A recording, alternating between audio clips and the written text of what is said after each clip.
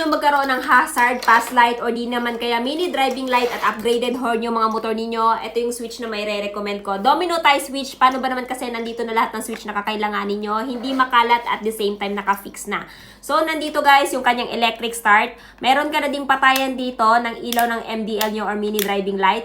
Tapos, may on and off na din kayo nitong ilaw nito kasi umiilaw to. Tapos, ito naman yung on and off nung inyong horn. So, kung gusto nyo gamitin yung stock horn niyo, i-off nyo lang to. Pero kung gusto nyo naman na gamitin yung inyong upgraded horn, pwede nyo yung i-turn on. So, depende na lang sa inyo kung gusto nyo i-off or i-on.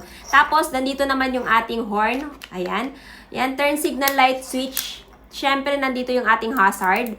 At yung ating low beam at high beam, syempre hindi mawawala yung ating passing light or pass light. So, applicable to sa lahat ng klase ng motor. Universal to guys, pwede sa underbone, backbone, scooter, kahit big bike pa yan. At ang kinaganda dito, plug and play lamang. And this one guys is high quality, made in Italy. So, proven and tested ko na kasi yung gamit ko sa click ko guys is domino tie switch. Bumili ulit ako kasi gusto ko naman ng ibang kulay. Kasi yung dati yung ginagamit ko is puti.